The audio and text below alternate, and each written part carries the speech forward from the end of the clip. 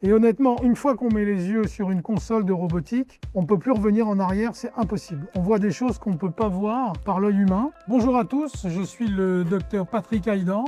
Je suis spécialisé en chirurgie robotique thyroïdienne et je vous présente mon meilleur ami, le robot, qui va permettre d'opérer les patients de manière extrêmement précise et surtout sans cicatrice. La chirurgie robotique, c'est une chirurgie qui a démarré maintenant il y a à peu près une quinzaine d'années au niveau international avec l'arrivée d'un robot qu'on appelle le robot Da Vinci qui a permis aux chirurgiens d'opérer les patients de manière extrêmement précise parce qu'il n'y a pas de tremblement, avec une vue en 3 dimensions et avec un minimum d'incision.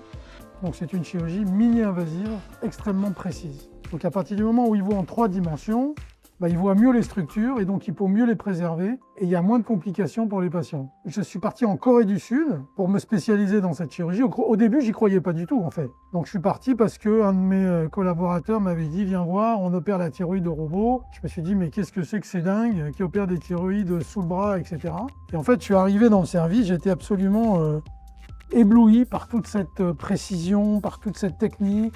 Et voilà, donc j'ai décidé de démarrer cette technique en France. Et maintenant, j'en ai fait à peu près 2000. Donc j'ai une grosse expérience. Je donne des cours, des conférences pour former justement les chirurgiens à la robotique thyroïdienne. Alors on n'est pas 100% du temps avec un robot, c'est sûr. Et puis le robot, en fait, il faut comprendre que c'est un instrument chirurgical. Si le chirurgien n'est pas à l'aise avec cet instrument, il ne peut pas opérer. Il n'opérera pas dans de bonnes conditions. Par contre, s'il est à l'aise, les indications vont s'élargir, il va opérer beaucoup de patients parce qu'en fait, il a la possibilité technique d'aller chercher des zones extrêmement profondes grâce à ces bras du robot qui sont très longs, qui font plus de 50 cm. Et donc, on va dans des régions où d'habitude, le chirurgien ne voit pas très bien. Il y a plusieurs interventions dans la journée. En général, il y a 3 ou 4 interventions de robotique. Et ça met à peu près 1h30 pour opérer. Il y a une demi-heure, 3/4 d'heure entre chaque patient et donc ça nous permet d'opérer dans des conditions optimales. En fait, c'est les urologues qui ont démarré cette chirurgie au robot dans mon hôpital et ils avaient effectivement beaucoup moins de risques de toucher les nerfs, qui sont les nerfs érectiles pour la prostate. C'est pour ça que j'ai été intéressé, parce que nous aussi on a une chirurgie nerveuse et on va essayer de ne pas être très agressif sur ces nerfs et de pouvoir les préserver. Alors, en termes d'imagination, effectivement, j'imaginais pas travailler avec un robot, mais pour un chirurgien, en fait, il faut que l'instrument amène quelque chose. Si c'est pour travailler avec une technique qui n'amène rien, ça n'a aucun intérêt. Nous, ça nous amène la précision, ça nous amène une diminution des risques. Et puis surtout, pour le patient, il n'y a pas de cicatrice. Donc, quand c'est une chirurgie sans cicatrice, les gens, en fait, guérissent plus vite. Surtout pour certaines patientes qui cicatrisent mal, ça leur permet quand même d'avoir une vie ensuite tout à fait normale. Alors, en fait, ce robot, il fonctionne avec 2 manettes aux mains et 4 aux pieds. Aux mains, il nous permet de manipuler les instruments dans tous les plans de l'espace, ce que ne peut pas faire le doigt humain. Et puis, en plus de ça, avec les pieds, on peut changer d'instrument, on peut coaguler et on peut zoomer. Et cela nous permet là aussi de travailler comme si on travaillait en fait à l'intérieur du corps. En fait, on l'utilise dans l'étape d'ablation de la glande thyroïde. C'est une chirurgie qui doit être faite de manière dissimulée, donc la cicatrice est sous le bras. Donc ça nous permet de faire ce qu'on appelle la voie d'abord.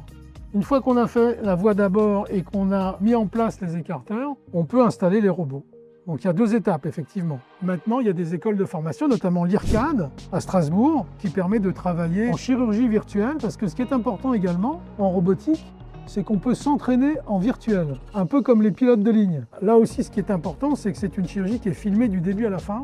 Et donc, on peut très facilement ensuite regarder les films et se former quand un expert a opéré, par exemple. On voit exactement où il installe les instruments, comment il fait pour disséquer une zone anatomique, etc., etc. Et donc tous ces temps opératoires sont filmés et on peut même les discuter avec le chirurgien en lui demandant mais pourquoi vous avez fait ça, qu'est-ce qui vous a fait mettre l'instrument là, etc. Donc en termes de formation, c'est vraiment exceptionnel. Et il y a la téléchirurgie aussi maintenant qui est en train de se développer, c'est-à-dire qu'on va pouvoir opérer des patients à l'étranger alors que le robot est à Paris. Et donc voilà, donc c'est actuellement un début de ce type d'intervention qui est absolument incroyable. C'est une autre méthode. Et ce qui est paradoxal, c'est que ça m'a également amélioré dans ma chirurgie classique. Parce qu'on arrive sur des zones latérales qu'on n'a pas forcément l'habitude d'aller quand on opère par voie classique. Et donc, effectivement, ça améliore une autre technique. On ne peut pas opérer tous les patients en robot, donc il y a des patients qu'il faudra opérer par voie classique. L'avantage de la robotique, c'est que ça nous améliore à la fois dans la dissection et puis dans la méthode de voie d'abord. Voilà donc la console, hein, je vous la montre. C'est une console donc, où le chirurgien s'installe, il met la tête sur le robot et on voit en 3 dimensions. Ces instruments, vous voyez, à manipuler uniquement avec les doigts. Donc la précision, c'est le toucher en fait. On est vraiment aussi précis qu'avec le toucher et on les manipule dans tous les plans de l'espace. Avec la pédale, on peut changer d'instrument, on peut zoomer et dézoomer et avec le pied droit, on a les énergies qui nous permettent de coaguler les vaisseaux. Les instruments du robot fonctionnent en fait avec une poulie. C'est pour ça qu'on l'appelle d'ailleurs Da Vinci, parce que c'est Da Vinci qui a inventé la poulie. Donc vous imaginez la précision qu'il faut pour chaque instrument dans tous les plans de l'espace qui permet à l'instrument de tourner vraiment là où la main humaine ne peut pas tourner. Donc on opère la thyroïde essentiellement quand on a des cellules cancéreuses, il peut y avoir des cancers de la thyroïde, mais on opère aussi de la thyroïde quand il y a des goitres, des gros nodules qui compriment la trachée, qui empêchent de respirer, et puis aussi la maladie de base d'eau, des hyperthyroïdies qui sont résistantes aux médicaments, et à partir du moment où on ne peut pas les traiter avec des médicaments, on les opère. Les limites du robot, évidemment, c'est le coût, hein, parce que c'est une chirurgie qui est très onéreuse. Il faut compter à peu près de 2000 € par procédure. Et puis, c'est la formation du chirurgien. Il faut que le chirurgien se forme avec son équipe, et ça, c'est vraiment indispensable. Alors, le robot coûte 2 millions d'euros, avec une maintenance à peu près de 150 000 € par an. Le robot est relié directement au réseau Intuitive, qui permet de checker tous les soirs si il y a des anomalies, si la machine marche bien, pour que le lendemain matin, le chirurgien ne soit pas surpris par un problème. Écoutez, moi je vois plutôt l'IA comme un avantage, hein, c'est-à-dire qu'il va favoriser et qui va nous permettre, par exemple, avant chaque intervention, de nous dire attention, dans cette zone-là, c'est très compliqué, etc. Et moi, pour moi, l'IA, c'est vraiment un avantage. Ils ne remplaceront jamais un chirurgien, c'est impossible. Impossible. Qui voudrait se faire opérer sans un chirurgien, qui voudrait monter dans un avion sans pilote, c'est à peu près pareil.